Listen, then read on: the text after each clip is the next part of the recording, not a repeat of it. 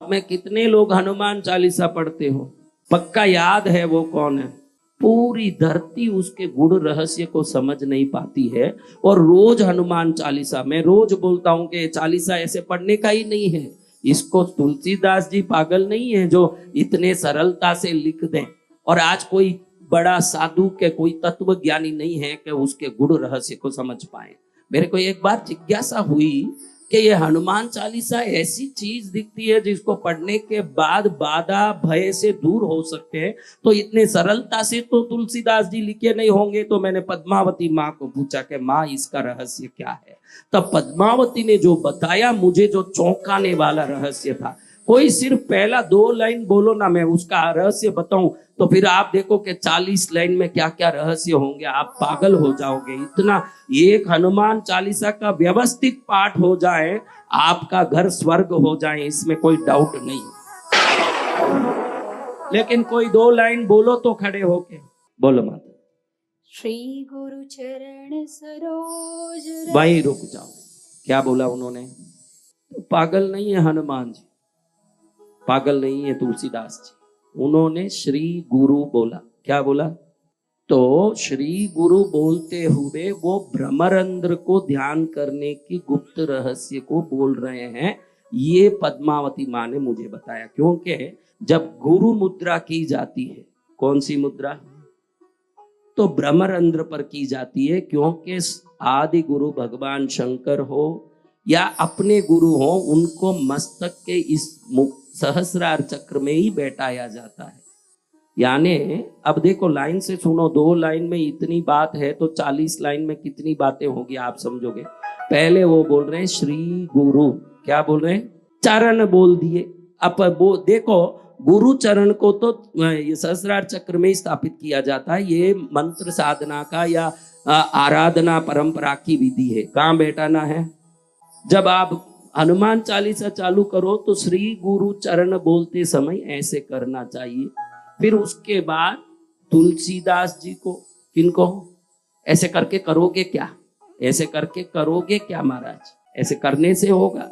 बड़े चातुर्य से तुलसीदास जी ने उस गुप्त रहस्य को सबसे छुपा दिया कि ऐसे गुरु चरण बोलो तो पहले अपने गुरु को याद करो। खाली बोलते, आज देखो, आज तक लोग श्री गुरु चरण सरोज रज निज मन मुख बोलते ही जाते हैं, लेकिन कभी ये नहीं सोचा कि मैं गुरु चरण बोलूं तो उधर रुक के पहले मेरे गुरुओं के चरण को तो ध्यान कर लूं। और एक चरण नहीं है उसमें एक चरण नहीं है। श्री गुरु चरण बोलो, पहले अपने गुरु को याद करो। फिर जो लिखे हैं वो तुलसीदास जी को स्मरण करो, उनके गुरु नरहरिदास जी को स्मरण करो, और हनुमान जी को स्मरण करो जो इस पूरे चालीसा के नायक है। फिर उनके गुरु सूर्य को नमस्कार करो, फिर इन सब के गुरु भगवान रामचंद्र को नमस्कार करो, नारायण को नमस्कार करो। इतना करने के बाद आगे हम कहते हैं सरोज रज। क्या कहते हैं? अरे क्या तुलसीदास जी इतने अविवेकी होंगे? इतने बड़े रामचरितमानस लिखने वाले हैं, जो श्री गुरु चरण लिख दिया, रज लिखने की क्या जरूरत है? यहां जाने के बाद रज लिखते हैं तो पद्मावती माँ कहती है, बेटा वसंत विजय, रज इसलिए लिखे हैं, तुरंत तुझे मूलाधार चक्र में जाना चाहिए। क्योंकि रज यानी मट्टी, मट्टी यानी पृथ्वी तत्व, पृथ्वी तत्व यानी मूलाधार चक्र। वहां से ये चालीसा शुरू होता है। क्या होता है? ये चालीसा श्री गुरु चरण सरोज रज बोलते हैं तो रज यानी मूलाधार चक्र। क्या सा चक्र है? पहले आप कौन से चक्र में गए? सहस्रार में गुरुओं को याद किया, अपने गुरु को याद किया। श्री गुरु बड़ 2 मिनट में सब पढ़ रहे हैं, ऐसा नहीं। तो कितनी बार पढ़ा महत्व नहीं है, तूने किस ढंग से उस चालीसा में अपने मन को स्थिर किया, ये महत्वपूर्ण है। तो अब तू श्री गुरु चरण बोलते ही ऐसे कर, और ऐसे करके फिर बोल, अपने गुरु को प्रणाम कर, तुलसीदास जी को प्रणाम कर, उनके गुरु नरहरिदास जी को प्रणाम कर, हनुमान जी को प्रणाम कर, उनके गुरु सूर्य को प्रणाम कर, इन सब के ऊपर रामचंद्र जी को प्रणाम कर, और रामचंद्र जी जिस मूल रूप से प्रकट होके आए हैं उस नारायण जी को प्रणाम कर। अब कहे कि भाई सरोज रज, क्या कहना?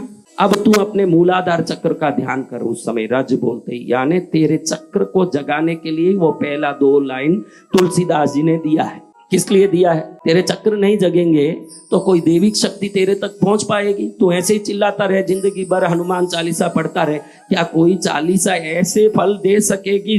जो जागृत नहीं है उस आदमी में, सोए हुए के मुंह में हलवा डाल के क्या करोगे महाराज? तो तुलसीदास जी पहले जगाते हैं फिर हलवा डालते हैं। सरोज रज के बाद क्या बेटा, क्या है? रज बोला। क्या बोला? रज यानी मट्टी, मट्टी यानी पृथ्वी तत्व। पृथ्वी तत्व कहाँ है शरीर में? तो सीधा मूलाधार से शुरू करते हैं, यहां गए और वहां गए, यानी ऊपर से नीचे तक का कनेक्शन पहले लाइन में ही उन्होंने लगा दिया। श्री गुरु चरण सरोज रज, निज मन मुकुर सुधारी, बरनउँ रघुवर विमल जसु, जो दायक फल चारी। देखो भाई, बस बेटा, सरोज क्या बोला उन्होंने? रज क्या बोला? मैंने बता दिया कि रज यानी मूलाधार तत्व, पृथ्वी तत्व। अब पहले वाले सरोज को पकड़ो। सरोज, सरोज यानी क्या महाराज? कमल। श्री गुरु चरण कमल को निज मन मुकुर सुधारी। कमल क्या चीज? कमल कहाँ रहता है महाराज? कमल कहाँ रहता है?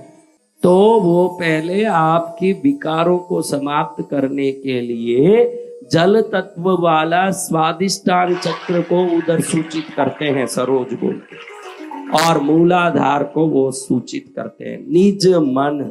निज मन क्या बोलते हैं? निज मन। मन कहाँ है? वैसे योग शास्त्र कहता है कूटस्थ में मन है। क्या कहता है? कूटस्थ यानी ये त्रिवेणी, गंगा जमुना सरस्वती, त्रिवेणी को जहाँ संगम होता है, कूट इकट्ठा होता है, उसको कूटस्थ कहते हैं। कूटस्थ में मन है, ऐसे योग साधना कहता है। लेकिन हम ज्यादातर तो हृदय में मन को मानते हैं। कहाँ मन मानते? मेरा दिल आजकल ठीक नहीं है, मेरा मन ठीक नहीं है, तो शास्त्र मन को यह मानता है।